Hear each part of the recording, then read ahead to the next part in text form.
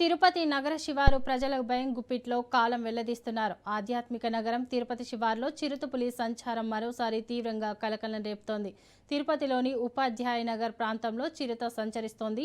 చీకటి పడితే చాలు ఈ శివారు ప్రాంతంలో చిరుతపులి ప్రయాణిస్తూ స్థానికుల్ని హడలెత్తిస్తోంది. ఆహార అన్వేషణలో ఈ చిరుత తరచూ జనావాసాల వైపు వస్తున్నట్లు తెలుస్తోంది. శేషాచలం అటవీ ప్రాంతానికి అత్యంత సమీపంలో ఉండే ఉపాధ్యాయ నగర్ నివాసితులు ప్రతిరోజు రాత్రి వేళల్లో ప్రాణాలు గుప్పిట్లో పెట్టుకుని బ్రతుకుతున్నారు. తాజాగా ఈ ప్రాంతంలో చిరుతపులి హల్చల్ చేస్తున్న దృశ్యాలు సామాజిక మాధ్యమాల్లో వైరల్గా మారాయి.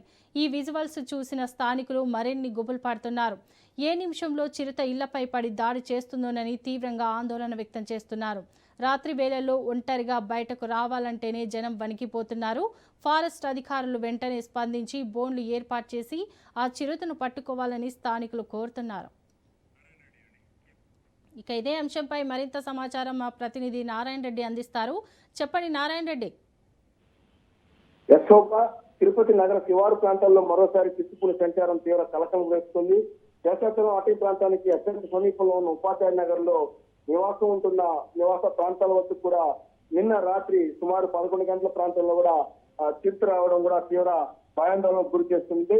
అదే చీకటి పట్టే యొక్క చిరుత జనవాసాల మధ్య కూడా ఆహారం కోసం రావడం కూడా కొంత భయాందోళనకు గురి చేస్తుంది. అంటే ఏ క్షణంలో ఎటువైపు నుంచి చిరుత వస్తుందనే భయంతో కూడా స్థానికులు వణికిపోతున్నారు. అంటే ప్రతిరోజు కూడా ఈ యొక్క చిరుత సంచారం ఉన్న నేపథ్యంలోనే ప్రజలందరూ కూడా స్థానికులు కూడా భయం గుప్పిట్లో ఉన్నట్లు కూడా తెలుస్తుంది. అయితే ఈ ప్రాంతం ఏదైతే ఉపాధ్యాయ నగర్ సమీపంలో ఉన్న ఆ యొక్క అటవీ ప్రాంతానికి సమీపంగా ఉన్న ఈ ప్రాంతంలో కూడా తరచూ చిరుతపులులు రావడం కూడా పరిపాటిగా మారింది. అంటే ఆ యొక్క ప్రాంతంలో కూడా ఎక్కువగా ఆ యొక్క వ్యర్థాలను ఎక్కడ పడితే అక్కడ వేయడం వల్ల వాటి కోసం ఈ యొక్క పందులు, అదేవిధంగా అడవి పందులు, కుక్కలు, జింకలు ఇవి రావడం వల్ల వాటిని వేటాడుతూ కూడా చిరుతపులులు తరచూ ఈ ప్రాంతానికి వస్తున్నాయి. అంటే గత నెల 13వ తారీఖున ఆ యొక్క చిరుత వస్తున్నట్లు గుర్తించిన అక్కడున్న స్థానికులు ఆ వీడియోను తీసుకున్న సోషల్ మీడియాలో వైరల్ గా మారింది. అయితే ఈ క్రమంలోనే స్పందించిన అటవీ శాఖ అధికారులు ఆ యొక్క ప్రాంతంలో కూడా సీసీ కెమెరాలతో పాటు ట్రాక్ కెమెరాలు కూడా ఏర్పాటు చేశారు. చిరుత కదలికలను కూడా ఎప్పటికప్పుడు గుర్తించే విధంగా కూడా వాళ్ళు చర్యలు చేపడుతున్నారు. మరోవైపు ఉదయం 4 సిబ్బందితో, రాత్రి 4 సిబ్బందితో కూడా నిరంతరం గస్తీ కాస్తున్నారు. అంటే ప్రతిరోజు 2 షిఫ్టుల్లో 8 మంది అక్కడ విధులు నిర్వహిస్తున్న పరిస్థితి కనిపిస్తుంది.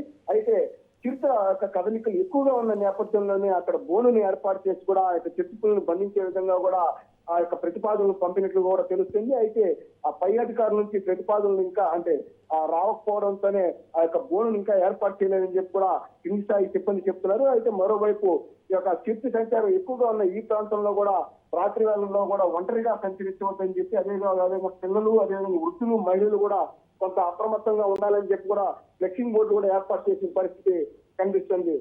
Shobha. Right, thank you Narayana Reddy.